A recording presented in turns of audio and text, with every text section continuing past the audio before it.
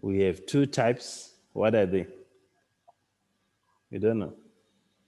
We have feeding what? And the reproductive. Huh? So we have the one for feeding. So we said these are single-celled organisms. And we have the feeding, reproductive, and the feeding. Now, what happened to Kuda here is missing in the bio lesson. Huh? Hold on, just need to find out what's happening with him.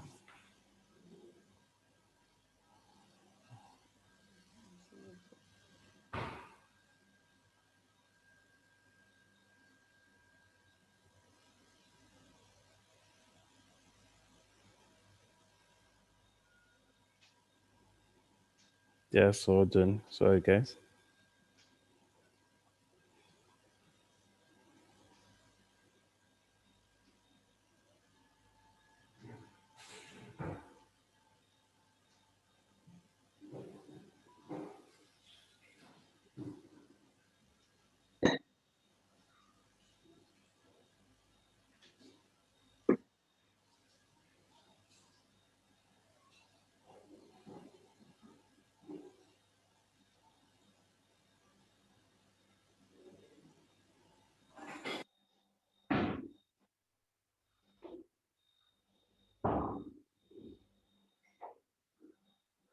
Just hold on.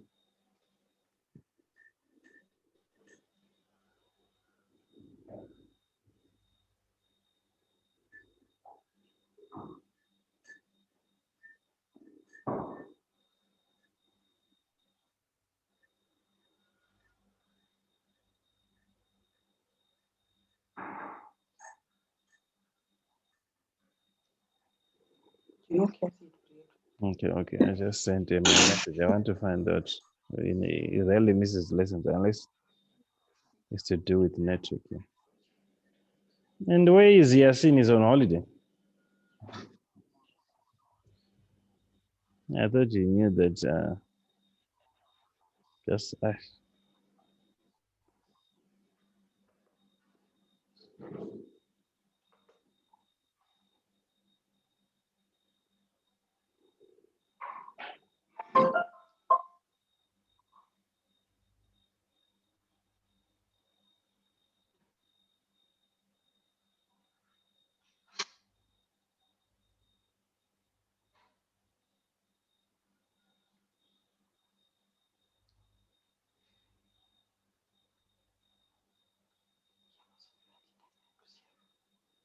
just a moment. People are now sleeping and saying it's holiday. You have to late. Okay, where were we? So I was just communicating with one or two parents. Brandon doesn't do bio. Is that correct?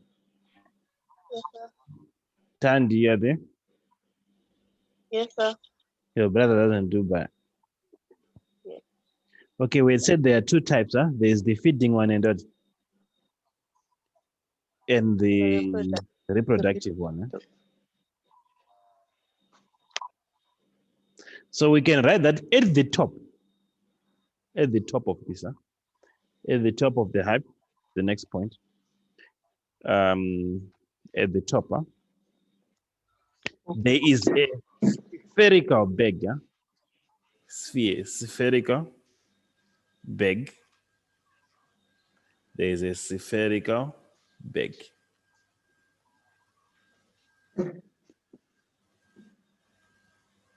Clear? We have got a spherical bag, which contains what?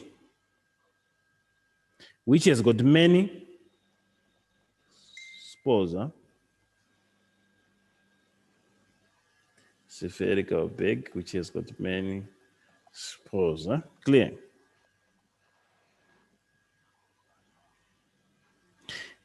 What do you call that bag?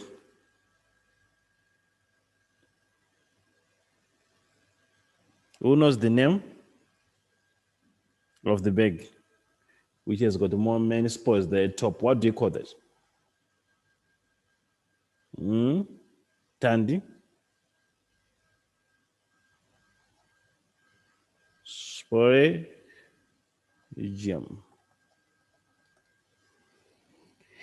Sporangium.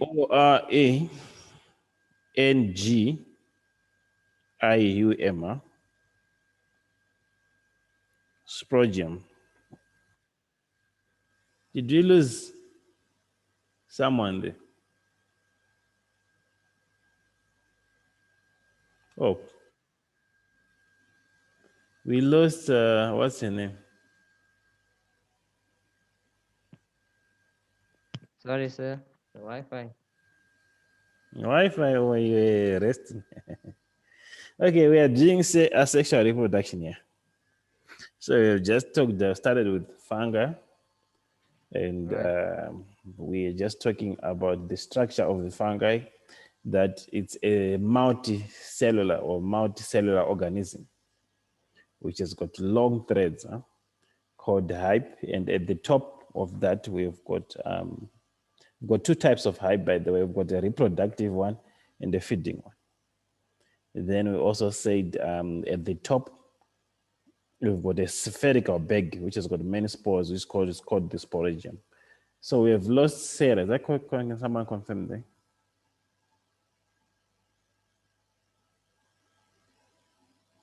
Hold on, guys.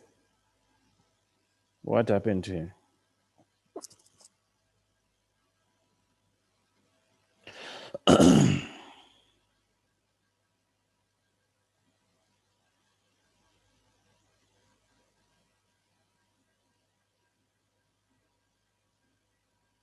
But I think let's just record the lesson.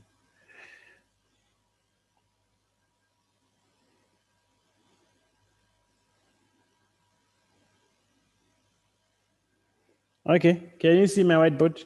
I think I'm recording the lesson here. Can you all see my whiteboard here? Tandy, can you still see my whiteboard? Okay, that's good. Okay, so we are talking of asexual reproduction here. So we talked about sporangium. Okay, then I was just showing you the structure, which you need to know.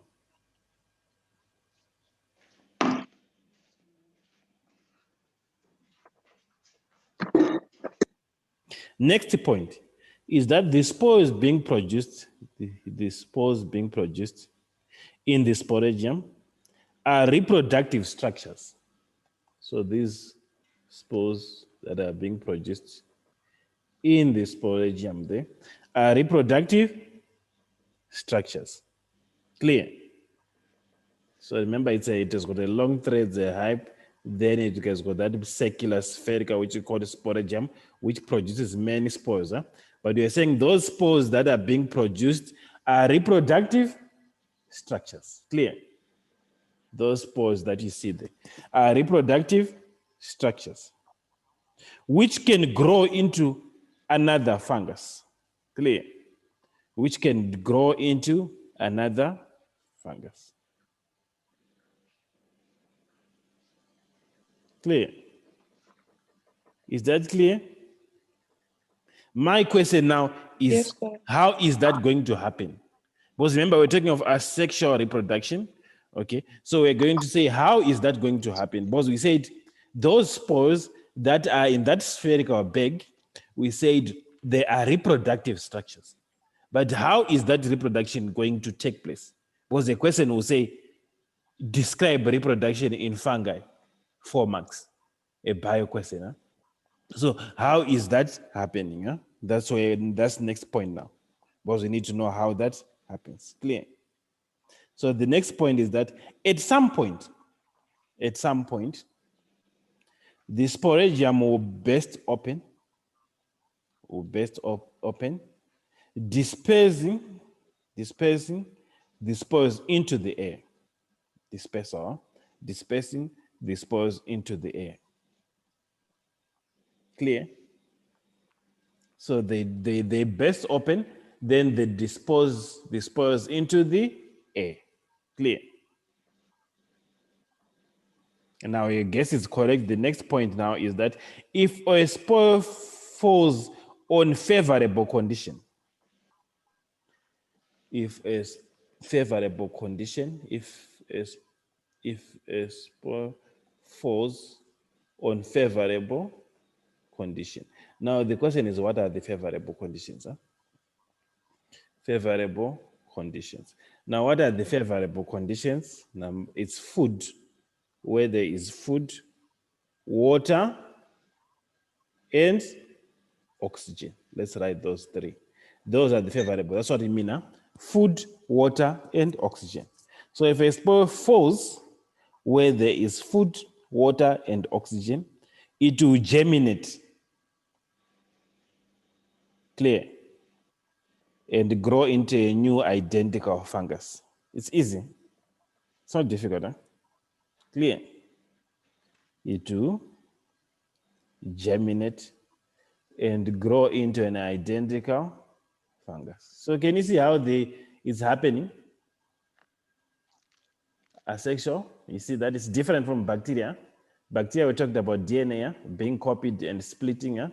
So this is very different. Can you see that? Yes, sir.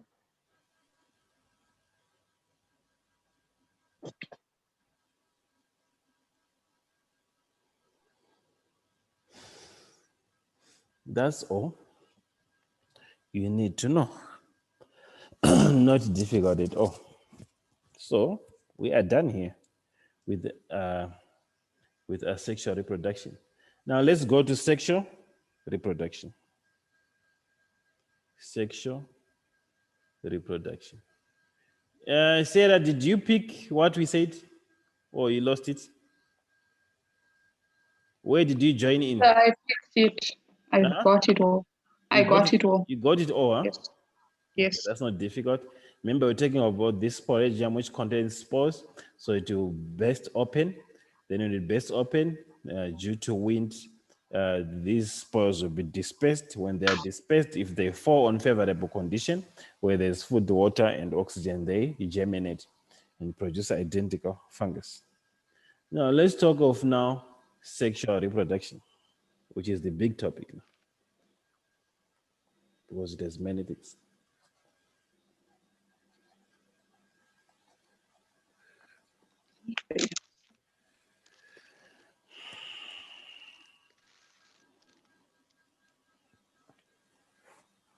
Definition is very important.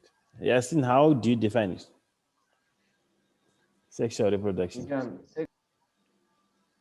Yes? Your volume is a bit low or something. Zico, you finally joined. Okay, let me put it up. Oh, you were there when we started. You were there. I was there when we started. Okay, so let's write this definition. Whether you're doing core bio, whether you're doing extended, the definition is the same. So sexual reproduction is the process. Is the process involving the fusion.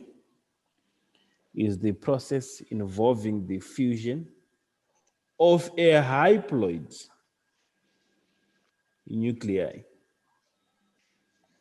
Involving the fusion of a haploid nuclei. Clear? To form a diploid zygote. To form a diploid zygote. Clear? Is the process involving the fusion of haploid nuclei to form a diploid zygote and the production of genetically dissimilar offsprings. Can you see the difference? Genetically dissimilar, because your DNA is different from your brother. They will never be the same. Genetically dissimilar offsprings. Are we together? Genetically dissimilar offsprings. So there are two parts. The first part is talking about the fusion of the haploid nuclei to form a diploid zygote.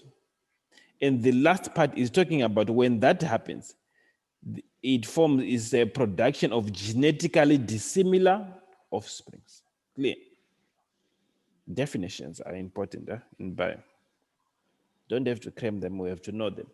So diploid, like your for example, we'll talk about just now, sperm cells, they contain 23 chromosomes, not 46, huh? This one will contain 46 what? Chromosomes. Clear?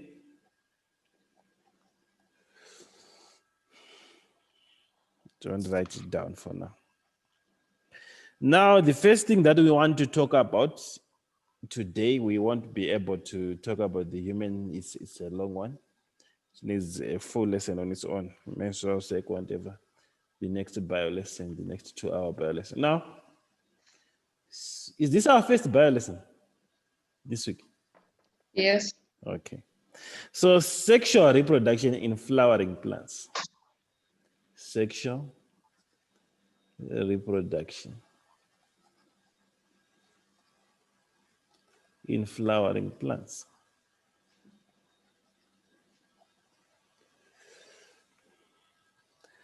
Sexual reproduction in flowering plants. So maybe one thing that I need to mention, maybe you can just NB write it down. You need to be able to label, to draw. They don't ask you to draw. You need to be able to label parts of a plant. If you're given any plant, you need to be able to know which is the stamen, which is the anther, which is the filament. Clear? We have to know which is the star, which is the oval, which is the ovule, which is the sepal, which is the petal.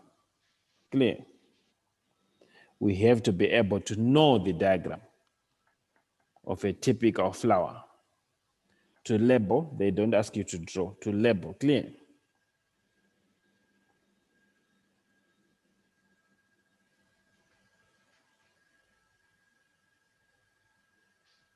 Are we together? Yes, sir. Now let's write the following down before things that maybe we just need to know before we even talk in detail. Sexy cells are called gametes. Sexy cells are called gametes. Sexy cells are called gametes. So sexy cells, gametes. We can also say the fission of gametes. Sexy cells, we call them gametes. Clear? The male gametes for flowers are produced inside the anther. The male gametes are produced inside the anther. Clear? The male gametes are produced inside the anther. And what do you call them? What's the name? You know it, huh? What's the name for these male gametes?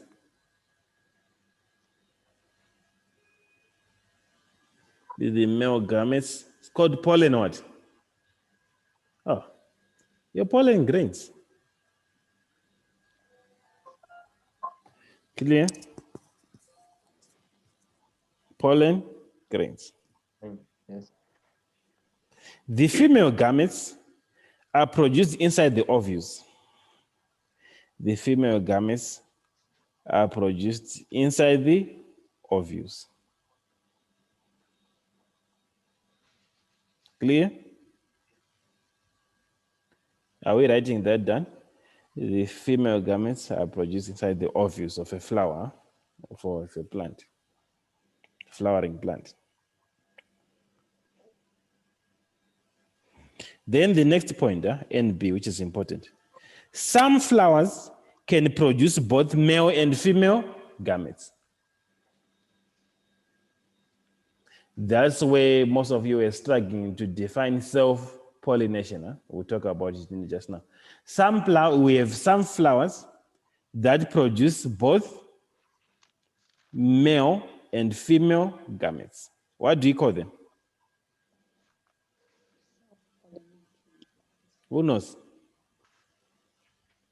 Yeah, that they really don't ask you, but who knows what name do we call plants that produce both male and female gametes? You've never heard of this?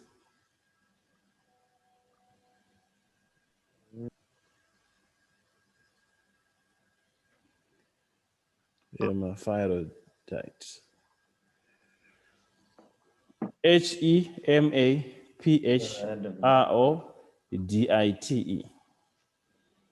Hmm?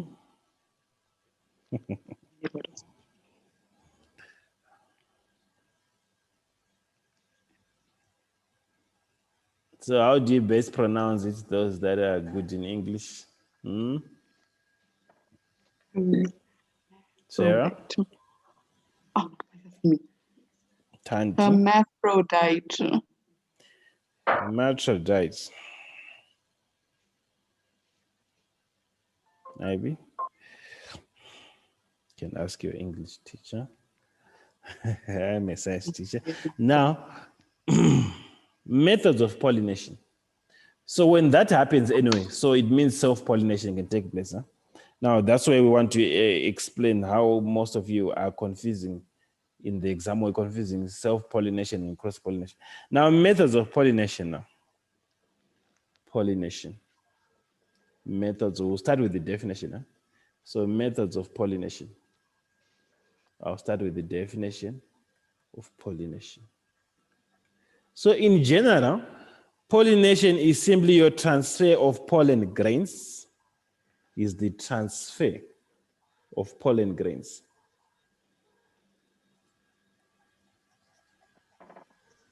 Is the transfer of pollen grains, clear? From the male part of the flower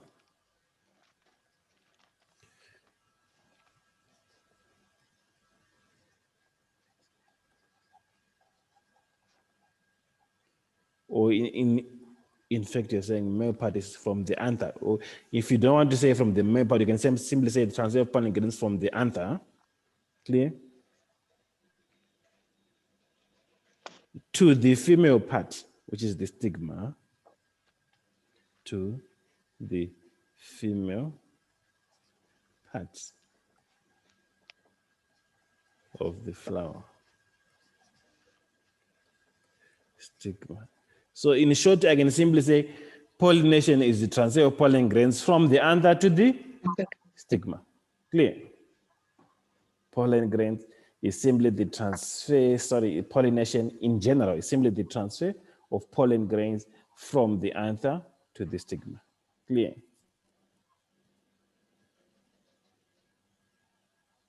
Yes, sir.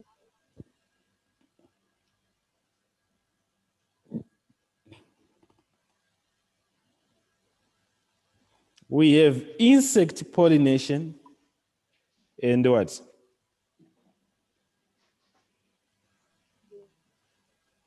And wind pollination. Huh? Wind pollination.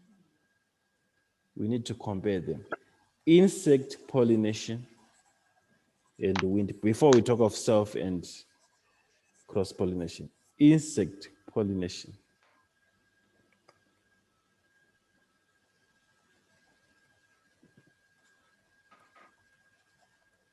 Maybe you can have a table versus wind pollination. Sometimes you get this diagram where you need to complete whatever.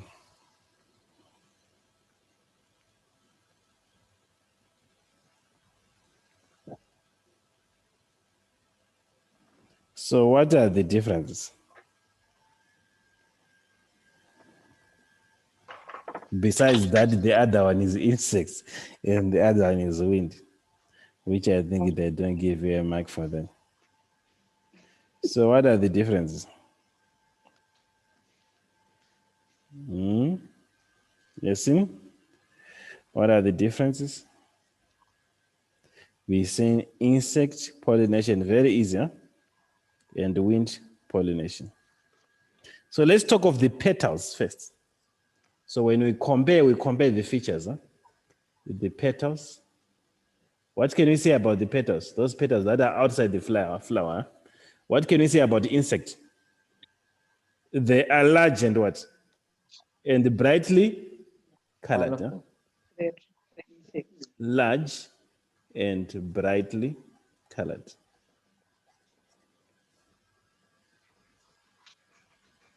To attract, we need to know the reasons. Huh?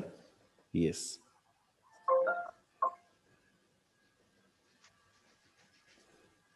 To attract insects.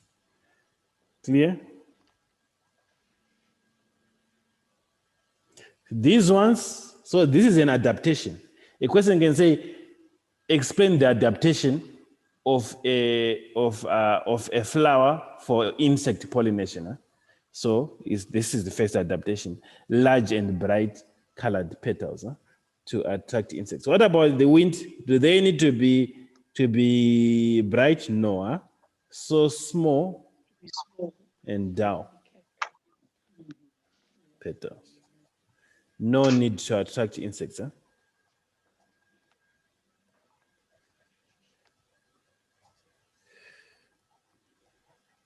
Clear? Yes. Making sense? Or not making sense? Making sense. Let's talk of the nectar. That juice, huh? The sugary juice. So it contains nectar, which is a sugary liquid. Huh? Contains a sugary liquid called nectar. Clear? Okay, no problem. Let me try tomorrow. To attract insects. Huh? Okay. Insects feed on that.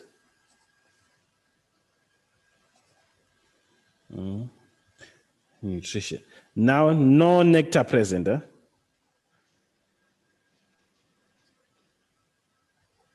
Are we together?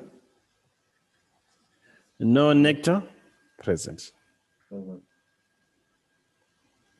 Now, when you talk of pollen, there are two things. Huh? We need to talk of the quantity that is being produced and the size. Huh? So let's look at pollen.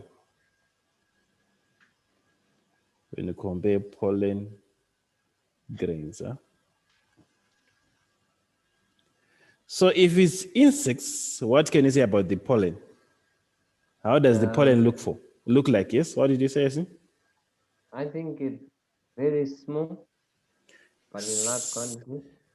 Yes, not in large quantities. It's not small as such. It's the other way, where it's small because it needs to travel a large distance. Huh? Okay. Oh. Yes. So this is large and sticky.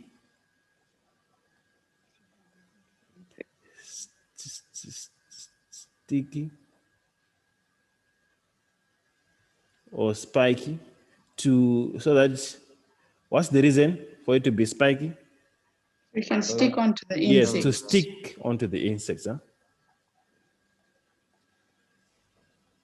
Clear? Yeah. Then these ones, they are small. So sometimes when you see diagrams, this has to be small. Huh? Small, they are produced in large quantities. Huh? Small, or we can say light in weight. Huh? Clear? Because they have just traveled distance. Huh? And smooth. Clear?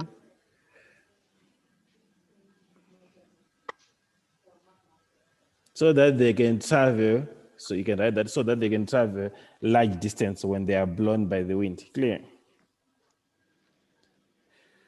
So that they can travel large distance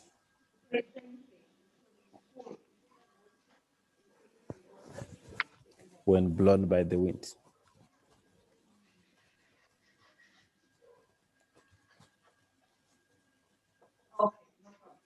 Now, my next question, what can you say about the stigma now?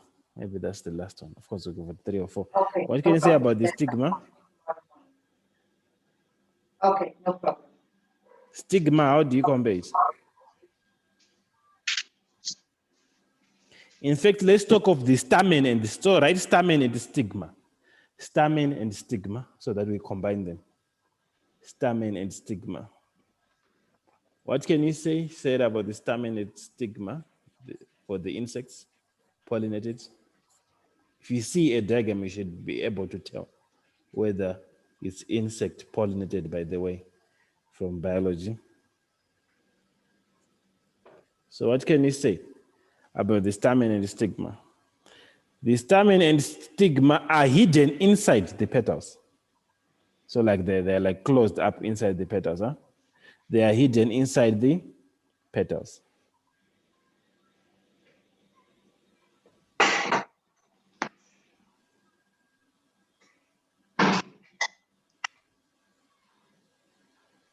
Hidden inside the petals, huh? Clear? Yeah. Then for wind pollinated, the stamen and stigma hang outside the flower. What's the reason? So that the pollen can easily be blown by the wind. Clear? Okay. Stamen and stigma for wind pollinated, they hang outside the flower. So you see them hanging outside. It's like hanging outside the flower so that they can easily be blown, pollen can be easily be blown by the wind.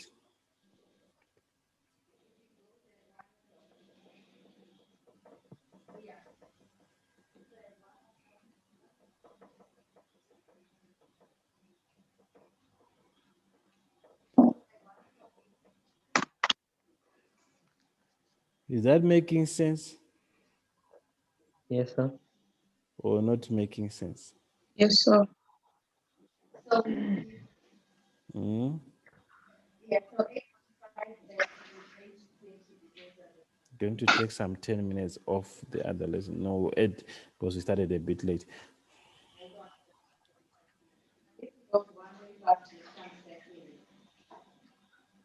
What can you say about the filament?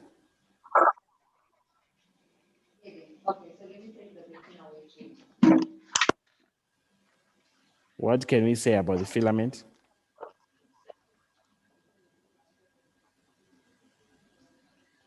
Well, I want to see, what do you think about the filament?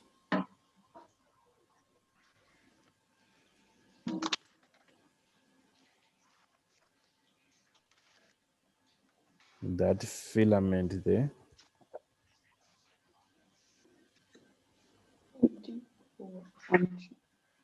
I'm saying just comparing the two. Is there a difference? When it comes to the filament, Tandy, is there a difference when it comes to the filament?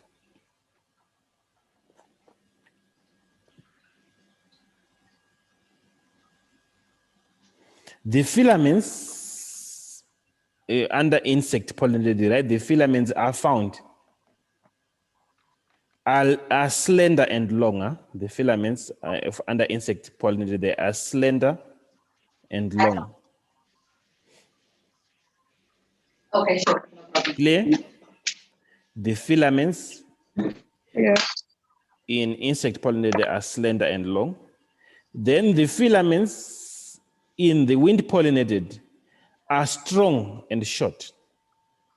Strong and short.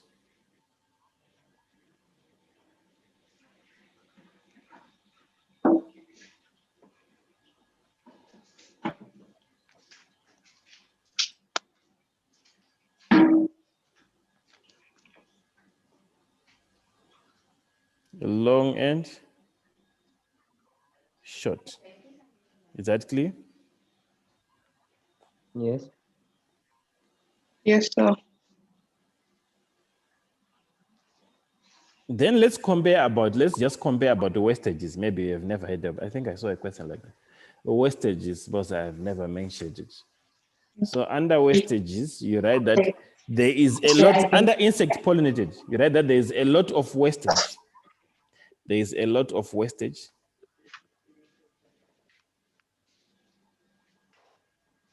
a small number of pollen grains are produced, there is a lot of wastage. That is under wind pollinated. Because remember, it's not all of them that reach. That is under, because the lots are produced. Remember, they are small, they are light, lots have to be produced. But some of them, they don't reach out. They are lost along the way. So there is a lot of under wind pollinated, there is a lot of wastage. Yeah, exactly. Clear? Yes. Yes. Which means I lied to you. What did I say about the filament? I lied to you. You said for insect pollination, you said the filaments are slender and long. For what? No, I said. For insect pollination. Yes. That's very wrong. How can they be slender and long? It's for wind pollination. What was I thinking? For wind pollination, remember? So sorry, maybe cross out that. So it's under wind pollination. The filaments are slender and long. Clear? Slender and long. They're actually hanging outside.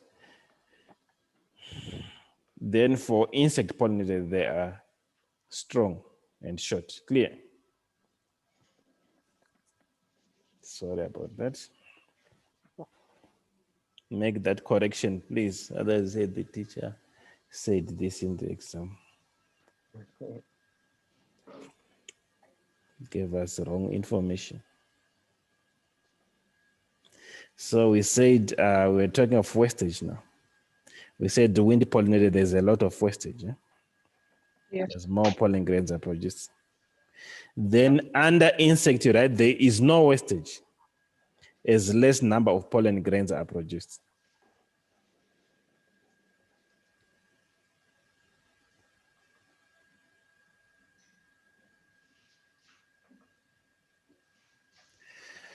Is that clear? Yes. I hope we made the correction on the first point there.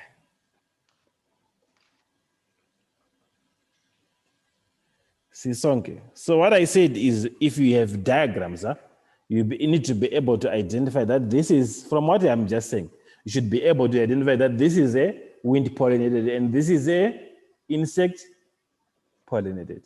Because they can give you a diagram and say, give reasons why this is a wind pollinated, or give reasons from the diagram. Clear?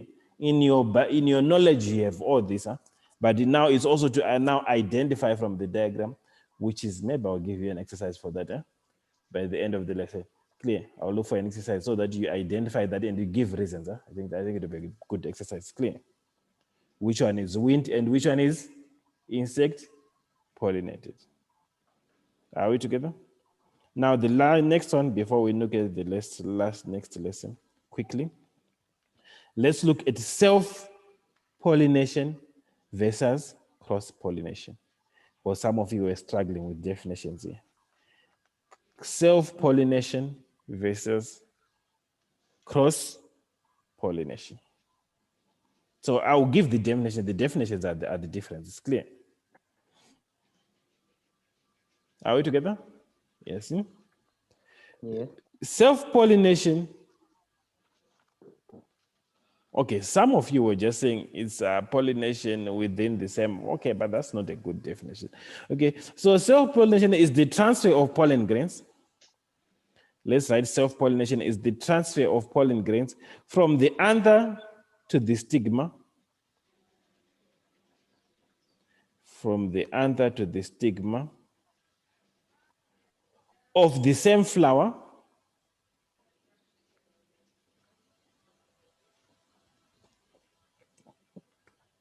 Clear?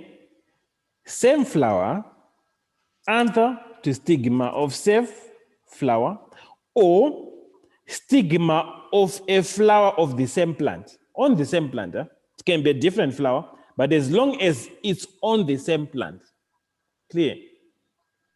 Can you see that, Sarah, now? Makes sense now? Okay.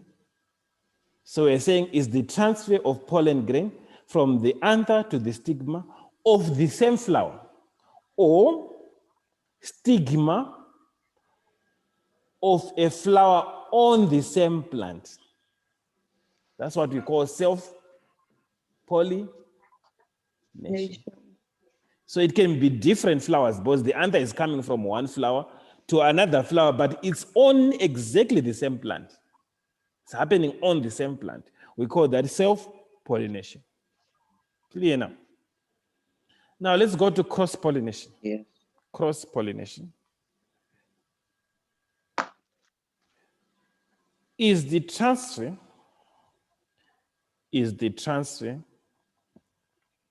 of pollen grains from the anther to the stigma, is the transfer of pollen grains from the anther to the stigma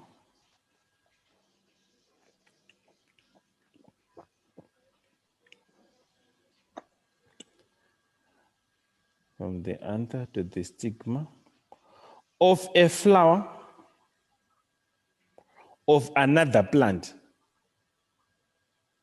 but you don't end there, of the same species, because it can't be mango and orange, right? It has to be mango to mango, clear? So stigma of a flower of another plant of the same species, clear? Or of the same kind, cross-pollination. So from one mango tree to another, I'm just giving an example, where pollen grains are being transferred from this plant, from the male part of this plant to the female part of the other plant, but they are the same kind, clear? We're talking of cross-pollination. Is that clear? Mhm.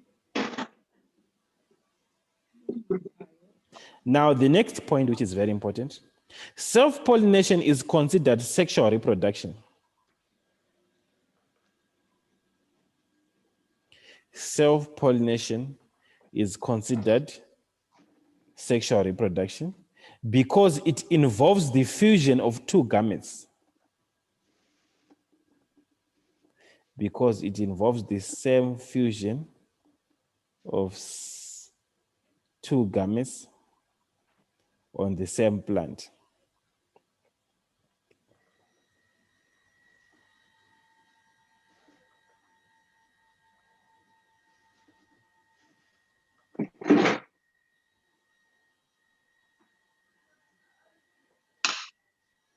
Now, the next one, you can write the heading, then you tell me next time. Write the heading so that I don't forget. You can go and read it. It's fertilization of flowering plants. We need to look at fertilization and germination. Fertilization of flowering plants. When we're done fertilization and germination, then we talk of the male reproductive system, which is the long one. Clear? So we are done. We switch on, or we see those that do chemistry, let's switch to chemistry.